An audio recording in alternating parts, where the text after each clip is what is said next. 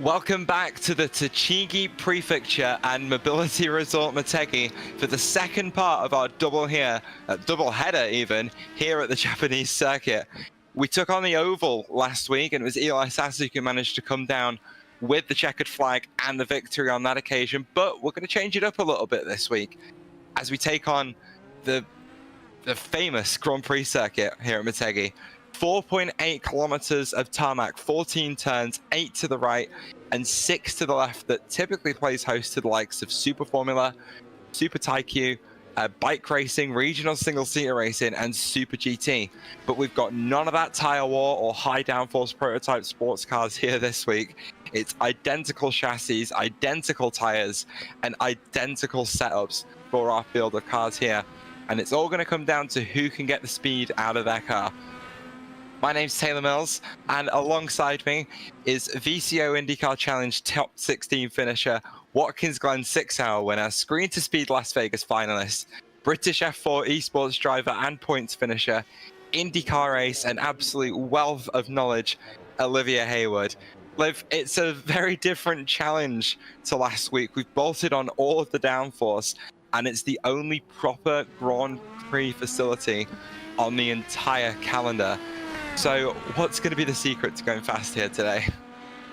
You enjoyed that one, didn't you? I did a little bit, yeah. It's going to be about your corner exits, I think. This is a track that has a few very, very long straightaways. Those are going to be your chances to overtake. It's going to be about being able to get the car rotated coming into those sections and then getting the power down as cleanly as possible so you can try and make those moves. And you've got these sort of wiggles in the middle sector that could be very big challenge for the drivers in terms of staying close. This car's sort of famous for the aero push it can give the dirt, especially on ovals, but it's definitely a big factor here. So because it's easier, I want to try and stay close there, and then especially coming out of those into the two long straights, coming back towards the start finish. That is going to be where you really have to be on the power and maybe use another push to pass, which we will have a lot to talk about in due course, because that's a new system which will be very interesting, and I think this will be a track where that new system will play very much into our drivers' hands. 100%. It's something I think you and me have both been really excited to talk about since it was sort of released with the last iRacing update. Just to touch on it briefly, gone are the 10 activations of the push to pass as we see John Hagan lighting up the dashboard and getting used to that new system. It has now changed to something akin to the Super Formula that we've already got in Sim, but of course now much more closely matches real life. 200 seconds of push to pass over the course of race that our drivers have the freedom to use absolutely anywhere. So none of this press it once, that's your lot, you can double press it and lose out on actually getting that boost. You just reactivate it once again, no cooldown. And yeah, it's going to completely change how our drivers think about the push to pass. But Liv, you've had a chance to play around with the new system in officials, so what's been your experience with it so far? It makes it so much more dynamic. I think the main thing that you used to see with the old system of 10 presses is you would be forced to use it on the longest straightaway section of the track, or your best overtaking opportunity. So here it would be coming out of the hairpin onto that final backstretch. You'd have to use it there because you get the most pace out of it. And oftentimes you'd sort of keep them in stockpile for the final few laps of the race and then just use it once per lap to defend. And if you had 8 laps, only 8 uses left, you were covered. And you couldn't really do anything either way to try and change the balance of the system. Whereas here now, first of all, one minor change is push pass no longer available on the first lap, or if we have a safety car period on the first lap after a restart. This is get into real life, and I'm sure you will have heard about that system and the rules surrounding that. But it was very popular to use one button hit immediately off the race start, try and get the jump using that, and I think honestly it often led to a lot of aggression into turn 1 to complete those moves and a lot of carnage. So I think forcing the drive to do it on even footing for lap 1 is going to be good. It's going to lead to cleaner races across the board. But the main thing is being able to use maybe 5 seconds coming out of a corner, rather than a full allotment of 1 hit means, first of all, those other straightaways much more viable. We've got 3 other, I say, major straights on this, maybe 4 other straights on this track, besides the longest one. Those are now going to be much more viable to try and make a move, because you're not as scared to hit the button to try and make that happen.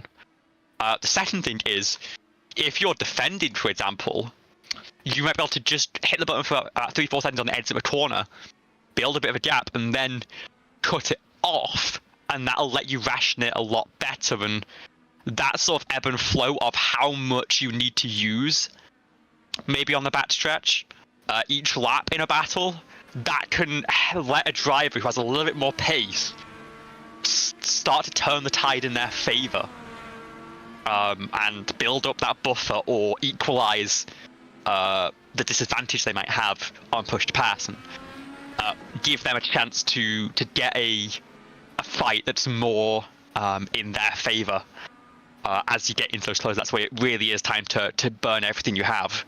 As we are into qualifying, and everything I just said becomes completely irrelevant, because push pass not available in qualifying. You have to make all that lap time with the tires and eventually with the low fuel. I am just gonna have to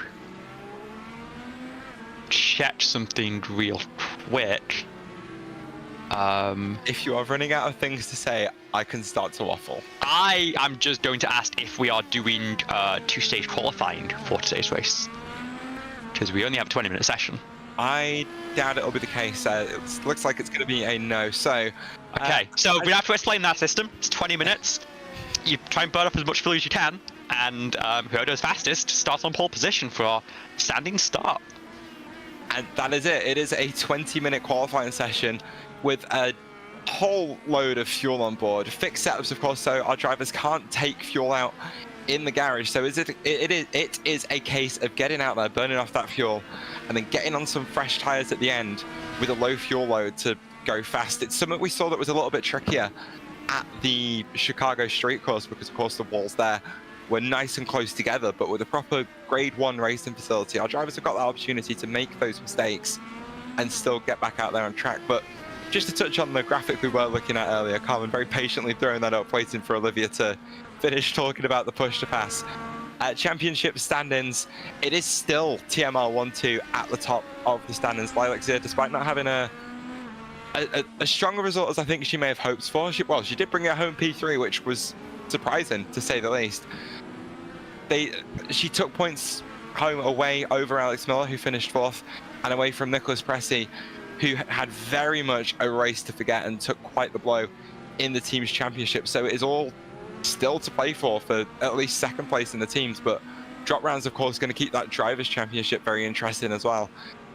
And this is our 2nd to last road course of the entire season. So a lot of drivers who don't really specialize in this sort of circuit looking towards the latter half of the championship to really make up any of the points deficits they've sort of taken on so far. Soya is the fastest around the circuit so far with a 1-minute 33.549. Alex Miller 2nd on the board with a 33.707. And Alex is running a special livery today that I will touch on briefly, but I think it would be narcissistic for me to actually talk about it, though. Yeah, we'll talk about that as we get into the warm-up, I think. But we got time. Yeah, we have plenty of time. This is definitely a track that is very technical. I think one of the most technical we have on the calendar. And for sure, there's gonna be a lot of drivers. I think maybe some of them just taking a drop week right off the bat and choosing to already start focus forward to Lakeland next week, or the 4 big ovals we have heading to the end of the season. In that final 1 of 5 races, we have Wisconsin, a 4-mile road course, and then 4 ovals that all run the Super Speedway package. So if you are a one of those Speedway drivers, one of those big oval drivers, you are loving the schedule coming through there. As I think we might have had a little bit of a coming together. That's an understatement. Mo Perry and John Hagen having a bit of an incident on the exit of the hairpin where Perry ended up upside down on the exit of the corner. So some miscommunications going on there between our drivers on track and showing just how dangerous virtual race cars can be. Fortunately, both can get out unscathed, but yeah, that was certainly an interesting one. Yeah, and physically unscathed. The cars were upside down. Yeah. Just a very big incident that. Well, it's going to set them back in this qualifying session now, because John Hagen, we think is going to be a threat, certainly, for pole position today, as we do get a replay of it. Here's John Hagen going wide at the hairpin down at turn 10, as Mo Perry just doesn't have time to react and ramps off the side of the car and flips completely upside down. It's just sat there. And that's coming to start a lap as well, right? Yeah. So they're trying to really trying to set up that run out the corner. I'm sure Mo is really focused on that drive and hooking a late apex, and isn't really. Not quite yet. It's turn 10. But we're not. Oh, is that the previous one? Yeah. There's so many pit lanes at this track. Didn't even listen to my intro. 14 corners, 8 to the right, 6 to the left. Oh yeah.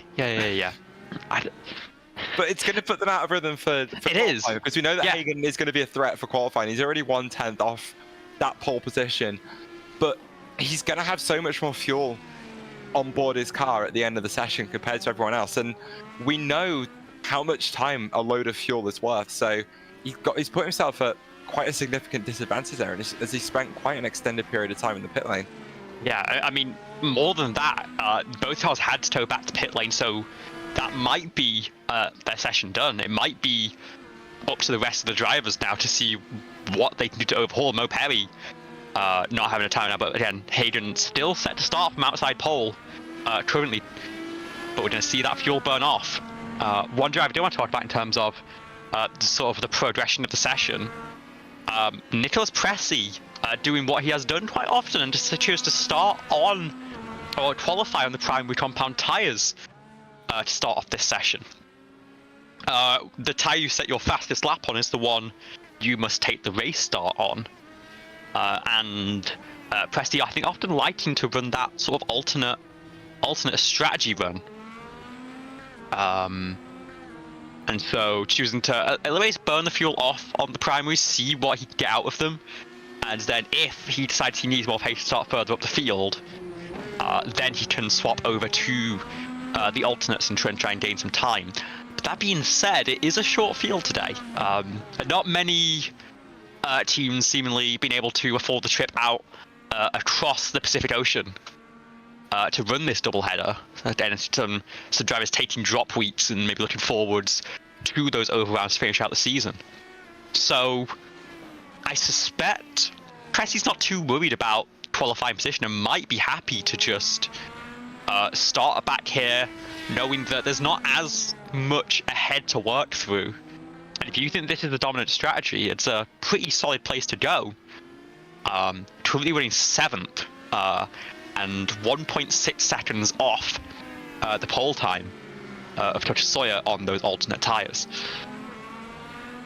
Just a quick one and an update on Mo Perry and John Hagen. Neither of them will be in contention for pole position today because they did have to tow to get their cars back to pit lane, which in Champ Car means your session is over. So expect them, Mo Perry not setting a lap, will start at the back, but expect John Hagen to start to slide down the order a little bit.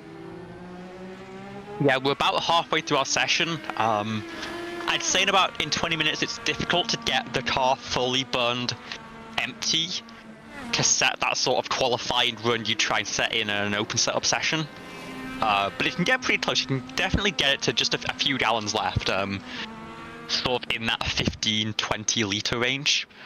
And you'll definitely feel a pace increase. I'd say maybe on fresh tyres half a second or so, between a full tank and that empty tank. One thing I'm curious to see, and if any team's going to go for it, we mentioned 5 decent length straightaways here. We don't have any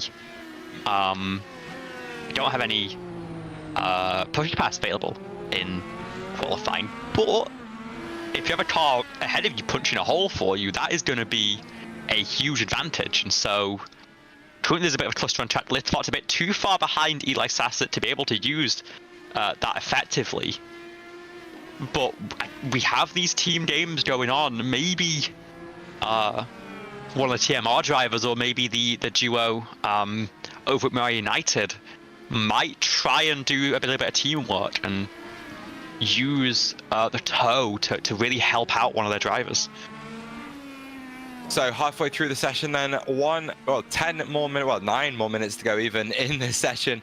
Alex Miller has now usurped Tucker Sawyer at the top of the standings with a 33.503, which is only 4 and a bit hundredths of a second faster than Sawyer, so it's still all to play for. John Hagen still sitting in that 3rd place. Plenty of fuel to be burnt off, as we say, Liv. Plenty of fresh tyres to be bolted onto these cars as the drivers do continue to lap. It's, of course, a proper open qualifying session. You can trip up over other drivers on track, but it's a road course, so it's a lot different a sort of qualifying than an oval, which feels obvious to say, but it's important to highlight the differences between qualifying on an oval and qualifying on a road course. Of course, you've got to turn right on a road course, but you've got so many more braking events compared to pretty much every single oval. In fact, literally every single oval that's out there. So it becomes less about being smooth in the corners. Of course, it's still a factor, but it's not as big of a factor as it is on the likes of the Motegi Oval, where you've got to get that turning point right, get that throttle application all right. Those are still things that are still relevant on a road course, but we've got much bigger braking events on the Grand Prix circuit compared to the oval, and that's where the differences really start to come in. I think you'll agree with me, there is so much time to be made up in iRacing just on brake application, so it can be quite a big separator in terms of pace between drivers. Sure, it is one of those things where you'll watch sort of the best on their way into a corner as Lilac Zero goes wide there, manages to keep the car in one piece and rejoin. But you're watching the driver and say, what are they doing? What are they doing differently to me? And you'll watch them send their way into a corner, and you'll try and replicate it, and you'll just lock the tires. And it's one of those things where it's such a fine margin on the way to trail this car, especially because it's a downforce car, and the amount of braking force you can get is dependent on your straight line speed as well. You have to really push as hard as you can, and a lot of that is down to the tires. So a fresh set of alternates for qualifying trim is a huge boon if you're confident enough to be able to use it. That's the question. It's a very different mindset to get into to sort of push maybe an entire brake marker later, like 50 meters later, than you would do on a worn set of primaries. Yeah. You've got to really push as much as you can.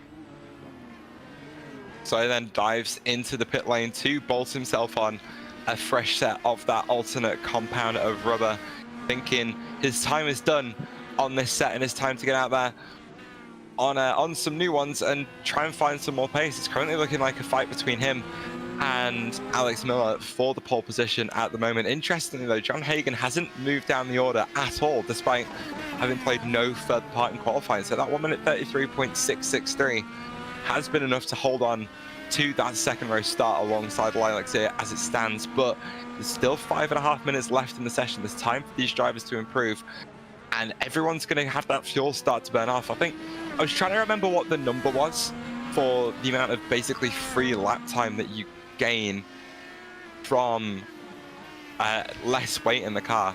And we remember that George Russell got disqualified from the Belgian Grand Prix earlier this year for being 1.5 seconds.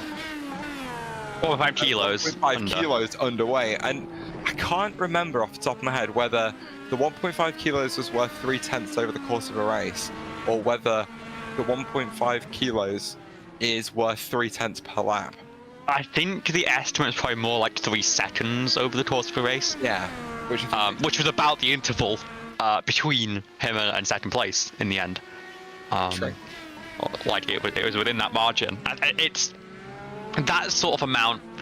I'd say maybe a tenth a lap. Here, I'd expect it to be more in the region of sort of half a second. But again, it's that thing if you have to have the confidence to be able to to push that lighter car, because it's a situation where you've not had a car in that good of a condition the entire session. You've been working up to it. You've been taking it a little bit easy. You don't want to send the car into a wall by over pushing on lap 3 and then not be able to use that final lap. So there is a rush out of pit lane here. Weirdest thing I've ever seen, yeah. Is these drivers trying to get some drafts sorted out? I believe that's 2 TMR cars. It is. Back to back. Yeah. Lilac's here and Alex. And Lilac's gone off. Yeah, Lilac not really having much of a handle on the circuit so far. We've seen that 89 car, your championship leader, go off quite a few times. That is an extended period of time off the roads here, being very polite to stay out of the way of everyone there. But yeah, road course is not really her strong suit. It's something she said she wants to get better at and needs to get herself in those situations more, because it's something we just in general talk about quite a lot. Is it's all about seat time, seat time, seat time. The more time you can spend in those racing situations, on ovals, on road courses, the better you're going to get at it, because you can only learn so much in practice. But then when you get out there and start racing with other people, that's when you start to figure things out a little bit more, because you can see what they're doing in front of you and start to copy it and go faster, right? Yeah.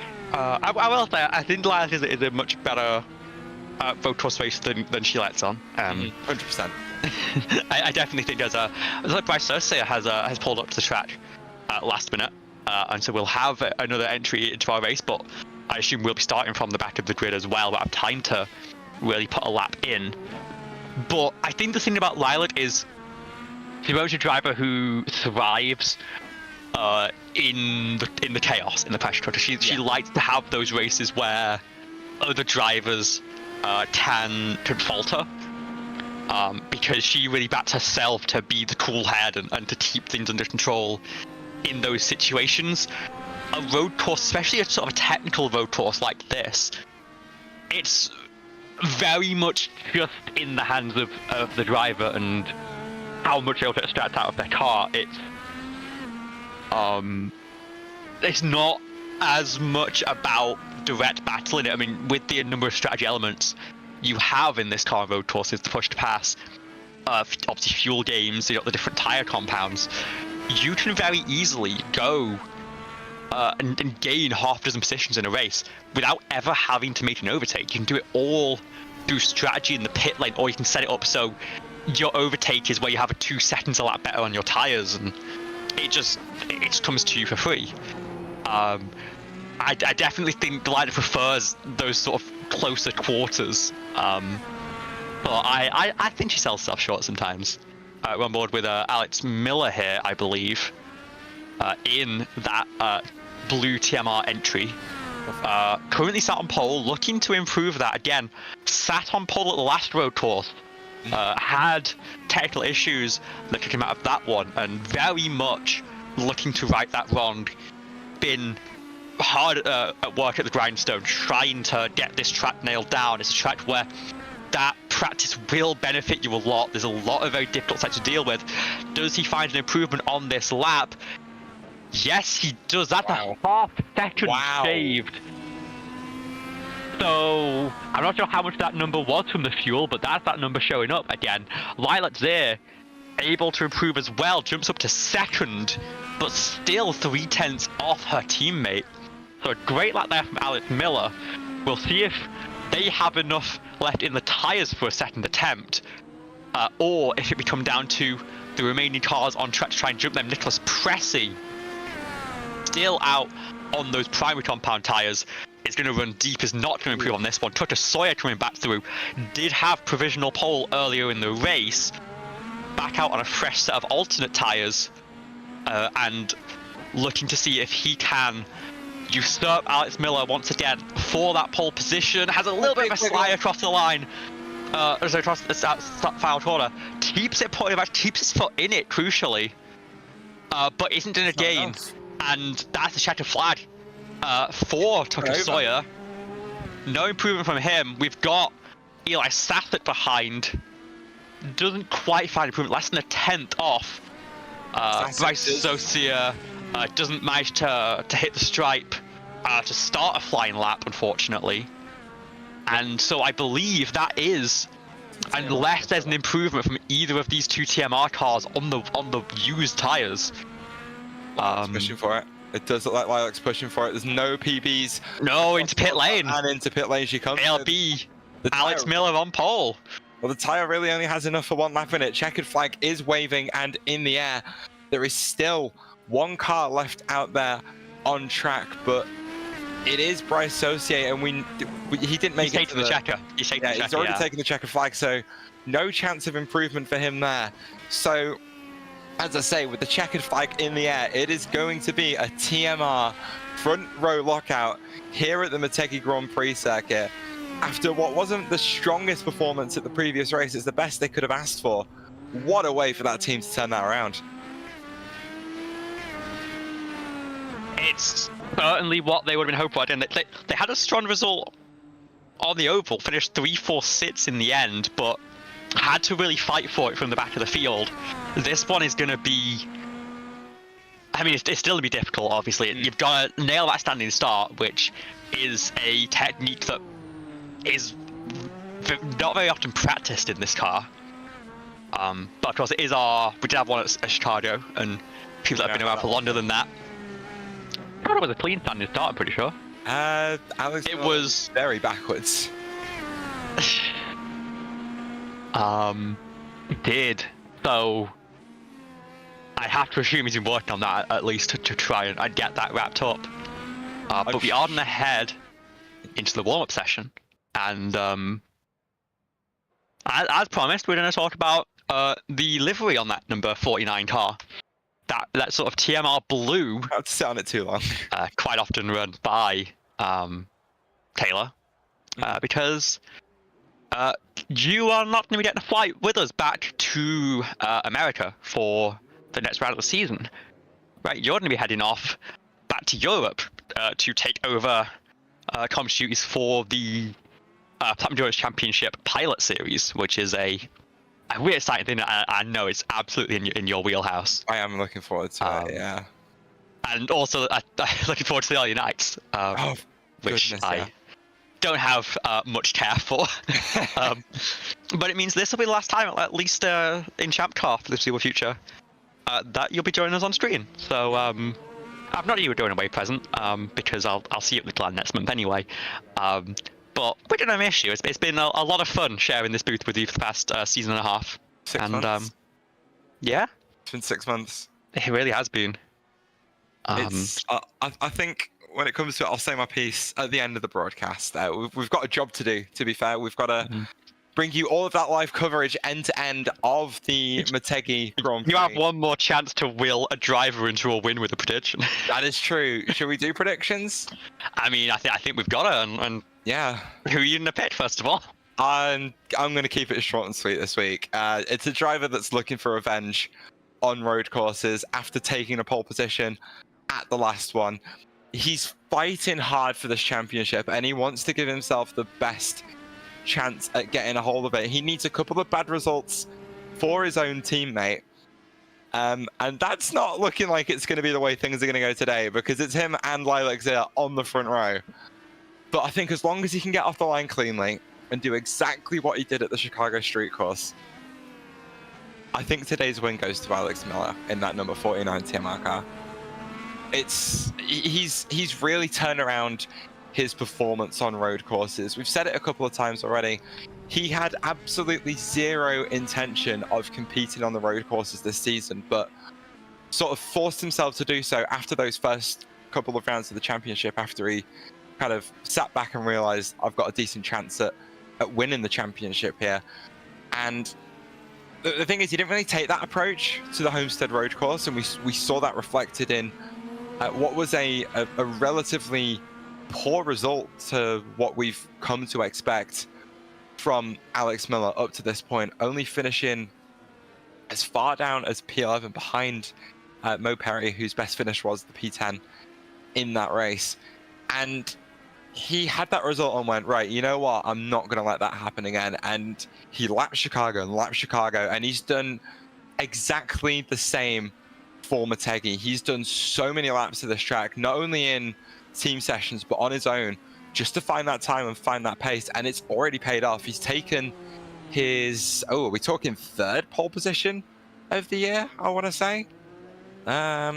It's just his second pole position of the year, but he's really looking to convert that and sort of not be the Charles Leclerc of this league. I have to hit something interesting, right? Otherwise, you know, it's boring. What's the so point of the same person? I am going to focus my attention on the second row here, who a couple of months ago had a fantastic battle, ending in a photo finish at the Homestead Road Course. John Hayden came out on top by just 300ths of a second there. Again, the push to pass system played its part in that result in a small way. I am gonna say Tucker Sawyer is gonna take this one. Ooh. I think it's close between the two. Again, we know they're strong drivers on road courses, but that mistake in qualifying from Hayden, it obviously put him on the back foot. And in a race of this length, we've got to really turn some clean laps. I just think the consistency that Tucker Sawyer showed is going to come out a little bit on top. But I think one of the drivers in the second row could make a charge here. They won't be able to do it on strategy from the very start, because again, all of those cars, except for I believe Nicholas Pressy, and I guess the Perry and Sosia have free tire choice, but they'll be on the alternate start off the race. Not Hagen. Oh, you said Sosia, my bad. Ignore me. Yeah. So that first stint will definitely be sort of fisticuffs. But the second and third stints, I think it'll be a pretty simple two-stop. It'll be about when you take those tires and how long you run them for. Those second and third are where they can start to use that strategy to separate themselves. And we'll see who comes out on top. But looking at our grid, it is an all-TMR front row Alex Miller with a pole time of a 1:33.069. Very nice lap from him. Violet Zir, 3/10 back, will start alongside in position number 2. Behind them, Tucker Sawyer and John Hayden are leading rookie of the field here, starting in P4. We have Eli Sassock lining up P5 ahead of the Mirai United duo of Lit Fox and Tranky Win in P6 and P7, with Nicholas Pressy behind, the first driver on the alternate strategy on the primary tyres for a start of the race in P8. Then we have Zach McBride in P9, Mo Perry and Bryce Sosia, both free tyre choice, both opting for the primary compound tyre as well. And so, as we wait for Zach McBride to join our grid and we wait for the lights to go out, Taylor, take it away. So, green flag is in the air. The drivers all get away cleanly for the start of the Motegi Grand Prix. It's going to be neck and neck. In fact, no, Lilac Deer, a better start from Alex Miller, which I think we expected. Oh, and it's all gone to chaos in turn 1. That's Frankie Wynn, Lith Fox, Tucker Sawyer and Eli Sasek, and John Hagen, all involved in an incident at the first corner. That was very unexpected, to say the least. We'll see if we can get some sort of replay there to find out what happened. But they were 4 wide. Well, that'll do it. They were 4 wide into turn 1, and ultimately it was that second row not getting the best launch. The cars behind, it's like Sasek and Preci get great launches. They all tripped over behind, and this is perfect for our top 2. Was like this, taken the lead from the inside of the start at a great launch. Oh, but she's going to hand it straight back over to Alex Miller, going deep down at turn 9. Alex Miller just takes the racing line to the inside. Zia decides not to fight that, knowing that Miller is probably the faster driver out of the 2 today. And it is a golden opportunity. It's a TMR 1-2-3 as it stands, and it is now a golden opportunity for all 3 of these drivers to start to take off into the distance. I'm sure Bryce Saucier is going to have something to say about Mo Perry being on that bottom step of the podium, but on that primary compound of tyre right now, he is really looking like he's struggling. But what a start for the TMR trio. Here we go. It's going to be a race replay then of the start from a nice little TV side camera, which I think is going to paint the picture pretty clearly as to what happened. The lights come on as we wait for them to go out. Camera's just focusing on that 4th row. It's not a good start for, I think that's Lith Fox, and it's 4 wide with Bryce Saucier. Or is it? No, that's Nicholas Preci on the inside there, isn't it? And the contact. Preci's the one on the very inside. Well, the contact is between Tucker Sawyer and John Hagen there in the middle, with Eli Sasek on the outside. So that's where that first bit of contact comes from, as they all just try to feed their way through turn 1. Here we go, nice little bit of slow motion as well. Yeah, you see Tucker just start to turn in. Practically like John Hagen's not there. I don't think he knew they were 3 wide. He just bounces off the side of the Arrowhead racing car, and then it's a big bit of netcode with Eli Sasek that sends him into a spin. Preci gets away with that relatively cleanly, and there's a separate incident behind, actually, between the 2 Mariah United VRT cars who come to blows with each other. So yeah, what happened? What happened to them? Yeah, 5 cars off at turn 1, and yeah, that is more than a little bit unexpected, to say the least. And I think Bryce Saucier is limping around with a little bit of damage because he is dropping through the field right now. We'll recap who's the wounded from this after the replay, but on board with Lith Fox here, you see the great start from Preci. They go 4 wide ahead, and Fox just deep in and out into his teammate. Wow. And so that's cars 5 and 6 involved, and Preci mostly got away with it. But that will knock everyone down the order. Looks like John Hayden's back up to 4th. Not sure if he's carrying any damage, but he stayed out on track. It looks like Lith Fox, Frank and Eli Sasek all forced to pit at the end of lap 1. Fox with just a wind change, I believe. Win with much more, and Sasek still down on pit road, and potentially could be looking like our first time of the race. I think there's definitely some damage on the front of Hayden's car, but he's going to drive with it for this first stint. Yeah, that wing is bent, isn't it? Yeah. Where did you get that from, though? I'm trying to figure out where exactly that bit of damage for the 81 came from. Because we just we'll on board probably see it here. Side with Tucker Sawyer. Sawyer, we see there's no contact between those 2. Did his wing just get a little bit clipped by Preci on the inside there? It's certainly what it looks like, if you ask me. It's definitely possible. It's hard to say. There's just so much to cover. I think it probably is Sawyer, that contact with Sawyer on sort of that side pod.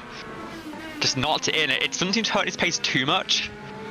He's holding on to 4th right now, and not letting Perry get away. But Miller and Zia really are just working together. Notably, Tucker Sawyer has used a little bit of push to pass already. At about 14 seconds. Lila's used 5. Everyone else is still with their full allotment. So Lila just wanted to stick on the back of Alex here. Maybe try to do a little bit of fuel save to shorten. I mean, I guess you don't wouldn't even say maybe. 100% she's doing the fuel save. But I'm wondering, you don't really want to extend this stint because it's on the alternate tyres. We know they're fast at the start of a run, but we're expecting the sort of abrasive asphalt and the very sort of heavy braking zones, heavy traction zones to play a number on the tyres. And we expect that as with most permanent racetracks, that the primaries will be your preferred compound to run, because you have to run both for, I believe, 5 laps each. It'd work out you'd want to run a full stint anyway. Just it's a 2-stop race, 3 basically full stints to the end. But definitely working together here between Miller and Zia. There's not fighting very much. I think very sensible from them to try and make this a 2-horse race. And I mean, if Perry can defend from Hayden and Sawyer, which is going to be a big ask. We mentioned how fast they were. Well, they've got push to pass to use. They do have push to pass to use. Plenty of them. Mo Perry's going to have it as well to defend. But just to quickly cut in on the tyre conversation, it's been a little bit up in the air in the weeks coming into this race as to which tyre is going to be the preferred compound. Alex Miller reporting he was struggling quite hard on that primary compound of tyre and able to find more pace and consistency on the red. So perhaps a little bit of a question mark over what the strategy is going to be. And I think it's really going to be that second stint that clears things up a little bit more for us. But I don't know, he said he found some more consistency on the blacks as time went on, but his initial findings were that he was much more comfortable on the reds, as I think is the case for a lot of the rest of the drivers on the field. Of course, a limited fuel tank helps keep the amount of time you have to spend on each tyre a bit shorter than it would be otherwise, but it's still, this track is still very difficult on the rubber. It's got lots of long corners, like lots of really long corners in the sectors. We're on board with Tucker Sawyer through the very long right-hander of turns 5 and 6. Yes, that is 2 separate corners, but look at these 2 very long, very tight, high-load corners as Hagen and Sawyer both struggling in the dirty air of the 28 car in front. It's really in those braking zones that they start to catch up to that purple car and take advantage of what pace they have. Well, both cars on the push to pass at the front of the field for a good few seconds. And then we know they can communicate, so they're just trying to pull that gap. Are they going to respond behind? Perry's going to use a bit to defend here. Again, on the primary tyre started on them. It is going to be slower in the early running, just try to get those tyres up to temperature on what is quite a dreary day here in Japan. Is able to defend that corner, but there's a bit of an opportunity for Hayden, can't quite make it happen. We know these two came together in qualifying, and so I'm sure Perry will not be able to roll out the red carpet. And Hayden doesn't leave any room either. They're doing it side by side, coming into turn number 1 here. Hayden is going to throw it up the inside, he's going to try and make the move, and Toto's going to try and make it 2 for 1, and I think it's going to succeed with a little help from the push pass on exit. That is Mo Perry down from 3rd to 5th in one corner, but with 2 very fast cars behind on the alternate compound tyre. It's not the most surprising thing. Now the question is, how did these 2 shuffle out in their order? John Hagen looking under pressure, but still has all 200 seconds left of his push to pass. Remember, has that damage on that right front end plate. Is going to be struggling heavily through the left-handers especially, as the car just can't find the downforce on the outside and the grip on the outside tyres that it needs. But he's going very defensive. He doesn't want to give anything up to Tucker. Tucker's going to try and take something. Look at the runs he's been getting on the exit of these corners as they're going to draw side by side down into turn 10. Hagen a little bit more aggressive on the brakes, but Tucker Sawyer looking for that slightly not faster line, but to carry a little bit more speed around the outside. But now he's going to have all of the slipstream down that back straight on the run down to turn 11. He has a peek out to try and fill that orange car with black, blue, and white of the number 19 machine, taking all of the wide lines, just letting John Hagen know that I am here and I'm going to look for a way through. And he's looking like he's going to find it. Oh, but no, back end steps out on the exit of turn 14, and that's going to ruin any sort of run he's had into turn 1 as John Hagen gets to take a little bit of a breath into the first corner, and Sawyer's going to have to set him up all over again. Yeah, while we're watching this, Liz Fox on a charge through the field after taking a wind change from lap 1 is past Bryce Socia now. Tight set now 15 seconds up the road to Pressy. But of course, we'll keep our eyes focused on this because very touch and go battle between these two, and Hayden has managed to pull away a little bit as Sawyer has to probably nurse those rear tires back into their window a little bit. Oh, that's not going to help. Maybe we're starting to see that crossover happen already. Track temp is in the 34 Celsius range, sort of in the 90s of Fahrenheit. It's not the hottest track you expect. You expect the tires to last decently, but Tucker's struggling. We do have a bit of a slide from Hayden ahead. Sawyer kind of follows in the dirt, yeah. And we're going to see if he has any answer coming out of the hairpin this time. Maybe trying to use some of that push to pass, but again, you've got to use it effectively. You have to make it last the whole race, and if you use some now, Hayden, who has that 200 seconds, is just to be able to use it once again in the final stint. But after, let's not forget, he takes the 5-second penalty in the pit lane to get a new front nose cone on that car, and suddenly Hayden's back at full strength in all likelihood, and can start to try and fight back any position that you might gain. I know we didn't acknowledge it when it popped up, but it's really cool to see that we do have a graphic for the push to pass, and we can see exactly where everyone is at on the broadcast. Of course, it's something you and me can see on our ends individually because of the way we've got everything set. Oh, hey, there it is. Alex Miller's already used 27 seconds on it. Ziv been a lot more conservative with only 15 seconds used, but I think it's quite interesting that Hagen hasn't used a single second of it yet, as well as Saucier, McBride, and Wynn, who have all not touched that push-to-pass button yet.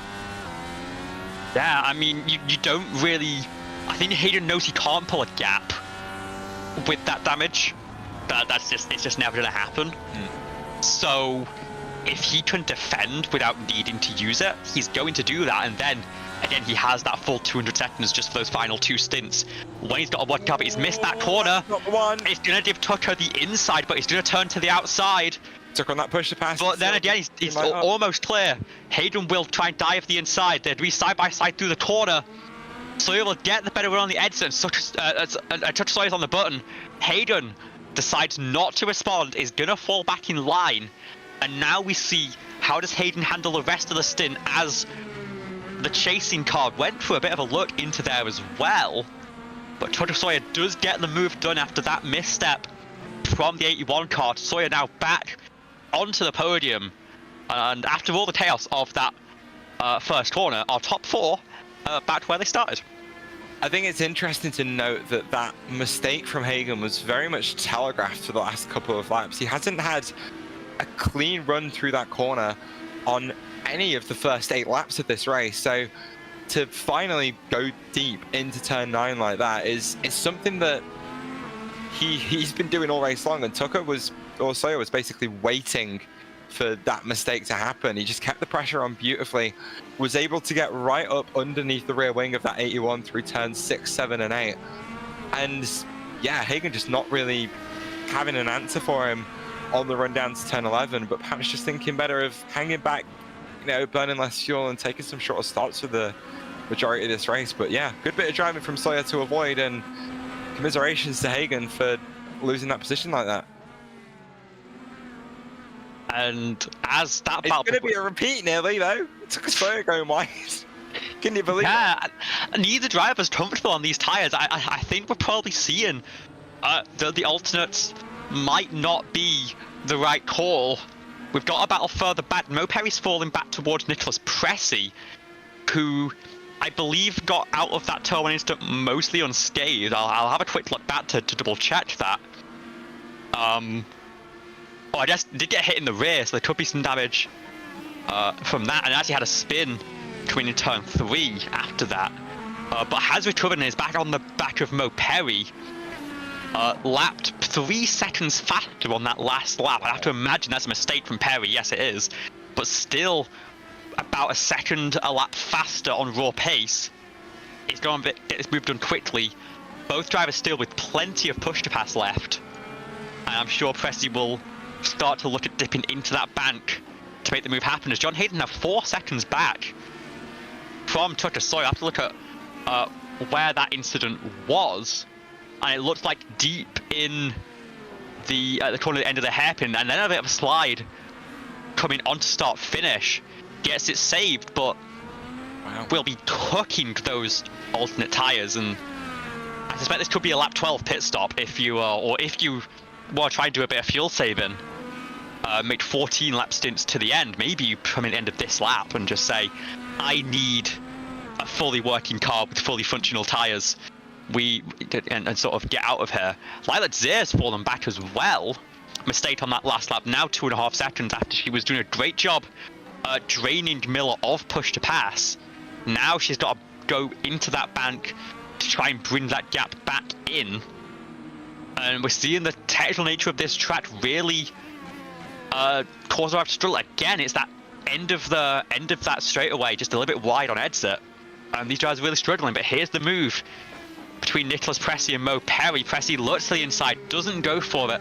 It didn't use push to pass there, in fact. Try to do it au natural, but can't get it done for the time being. But Mo Perry, big snap coming into the final chicane, is gonna cut the course, have a slowdown to serve, and that will wave Nicholas Pressy to the inside of turn number 1.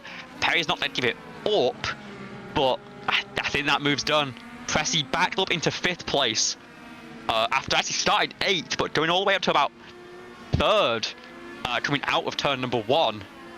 Back up to 5th and has a 6-second gap now to John Hayden. Pressy's gone deep. Pressy's gone deep. Perry has very much decided not to give up on that fight, but Pressy goes very deep into turn 3, not quite given the chance for the 28 to get back by on the exit of the corner. But everyone just really struggling with that, with the tricky nature of this circuit. I think it's one of those things that I talk about that is really, I think, adding to the difficulty of this circuit is we have a lot of corners that tighten on exit. Like, you and me have both done a little bit of virtual rallying, I think, right? Yeah, I'm not the best at it. We know. Oh, Perry goes for a big spin through turn 9, a corner that's been so tricky so far this race, but 28 just not able to hold on corner exit, goes for a spin and has to recover. No damage, but back on track, only a couple of seconds ahead of lift box now. But we know how difficult those calls are, where it's like 6 right tightens and you're flying over a crest at 200 kilometers an hour, and all of a sudden it's like, hang on, a flat out corner that tightens. How on earth am I going to manage this? And it's hard to set up for corners like that because you don't really know when the exit's going to come up to greet you. It's why we talk about ovals being such a struggle, particularly sort of tri-oval circuits where the exit of 2 is a lot tighter than the exit of 4, and it can bite really hard. Yeah, this is definitely one of those tracks where being able to keep your nose clean and stay out of trouble is going to benefit you. Frankie Wynn actually went for a spin on the previous lap as well. But we mentioned it, the practice, the time that Miller's been putting in has maybe not had the outright pace that Zir's had, has been under pressure in the early run-in from the 89, but didn't have that mistake that Lilat did, and because of that has that 2-second buffer. And Miller using a little push to pass on the exit of is that turn number 10? It will to go straight. Zir using an entire allotment there, standing on the button all the way down to try and close in a bit more. It's one thing, and you can maybe, I think maybe the most efficient place to use it is at the start of a straight, but you're still going to get benefit from it all the way down the more you use. What that does mean though is that the gap is now just 8 seconds in terms of their available energy, or I mean, what's a bit sports car, isn't it? Yeah, it really is. I'm saying it is petrol, but like that's energy still. Yeah, 100%. And meanwhile, the gap behind 16 seconds. There is no pressure from Sawyer or Hayden right now. Very much a 2-horse race, as Mo Perry has fallen into the clutches now of Lith Fox. Again, making that charge to the field, taking a lot of instant, but I think otherwise having an undamaged car. And I drive there's a team that we know is strong on road courses, and looking to make that comeback drive happen to the best of his ability. Next up is Motegi, who we know has been struggling on those primary tyres, but 13 or 12 lap old alternate cannot be much better. Well, we're for about now. For now, Mo is doing a great job of holding Lithfox up, but we're going to head towards those 2 long straightaways after this S section, and that could be where Liz is able to use some button and get the move done, or maybe just use the grip of the tyres as back up front. More importantly, Alex Miller has reached the end of that fuel tank, is in the pit lane. Lilac Zir follows. This is our pit cycle. This is as far as we expect drivers to go without fuel saving, and with it being a sure 2-stop, there's not much reason to fuel save. We're probably expecting drivers like Lith to extend because they had to make that emergency stop for damage. Hagen's but actually, a little bit of a snap. And is it John Hagen decides to... Around again. And from what came over the radio, couldn't find the pit entry there, so maybe wanted to come down pit road, maybe doesn't have the fuel to go back around again as Alex Miller rejoins the track just a second behind.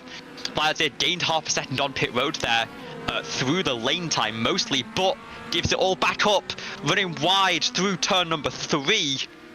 Now falls to about a 2.5 second gap up to Alex Miller.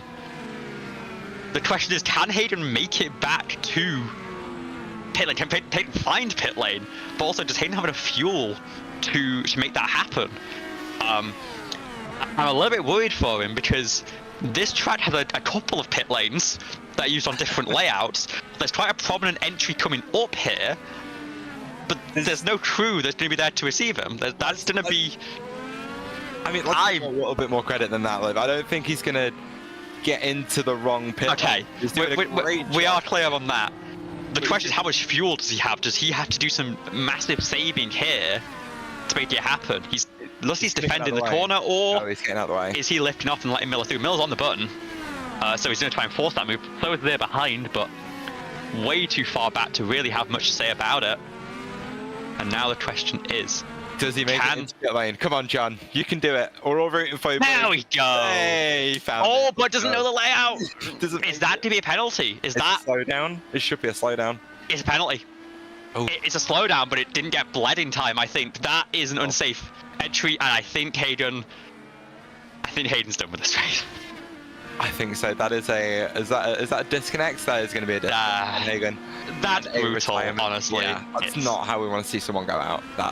That sucks, to say that. It's one of those things that we have all been there, where we've been so caught up in the process of trying to learn the track, and maybe we're struggling. We can't get a full stint which we keep making mistakes, and we just keep resetting with a broken car, going back out. You never think that, I need to work out how to bring this car back in.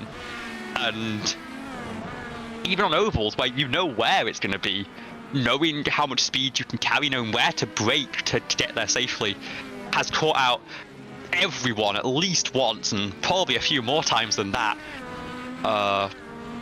Where a few weeks ago at Nashville, I made about 4 mistakes on pit entry in the same week, despite having plenty of practice, just because the old tyres is something I wasn't used to.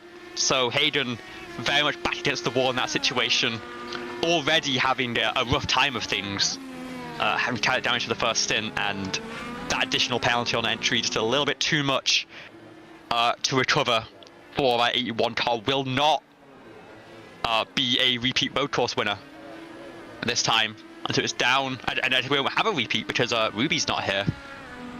So it'll be Alex Miller looking to make it happen, but Lilac there has pushed. It's down to 7.5, and I'll tell you the reason why. Miller's on the primary compound tyre. Miller's put those on. Lilac's gone for another set of alternates. Will finish the race on the primaries. So really, that mistake from Lilac on the way out, it's a cost. She needs to be past Miller as soon as possible. She needs to be able to build a gap, because after that final pit stop, Miller is going to have the much softer tyres to try and make that move back again. I've been waiting about 2 laps to say exactly that, and trying to find a way to weasel my way in to make that exact point. and now you've said it, and completely sorry. taken all of the air from out under my wings. And I don't have anything to say now that it's time to say anything. Just wanted to talk about the pit strategy, Liv. We're too busy talking about the pit stops. But yeah, now that John Hagen drama is over on pit lane entry, focus is back at the front of the field. Clearly no team orders between the 89 and the 49. Both of these drivers going at it for the Drivers' Championship. Only about 20 points or so between them. 21 coming into this race, I guess. Actually, no, I guess 20, because Miller will have taken pole position and gotten a point from there. Miller definitely starting to feel that pressure, pushing that car a little bit more than he otherwise might on corner entry, and Zia is chunking that gap down. Difference in pace between these two at the moment. They are actually both in the 34.9s. Average lap time pace about no, Lilac at 33.7 last time out. The average pace at the moment is a 15,000th gap, but yeah, Lilac. That's from the mistake that Lilac made on the outlap. Yeah, 100%. Since then, she's been white hot. Lilac's here 1 second a lap faster than Miller last time by. These two have got to keep it clean. Those are the team orders. What's rule 1? Don't hit your teammates. Some of the sports car team have struggled to do in the PEC, but can the Champ Car program uphold rule 1? We're about to find out, because these two are getting within a window where they are going to start fighting. Miller's got to hold Zia behind as long as possible. We're looking at those 13 lap stints or so. The last thing Alex Miller wants to do is give Zia an opportunity to move off into the distance. We saw this sort of strategy move in Miller's favor at the Chicago Street Course, as he was the hunter chasing down the race leader on that softer compounded tire in the middle stint. But it's all changed from there. The script has flipped, and he's being chased down by one of our most consistent finishers all season. Championship leader Lilac Zia on that softer compounded tire is looking for a way through. We know what she's like as a racer. We know that she's going to be sat there like... Both on the button again! Well, we know that. I also really don't want to kill Miller, but she's gone for it onto the inside of turn 1. They both leave each other plenty of space, but no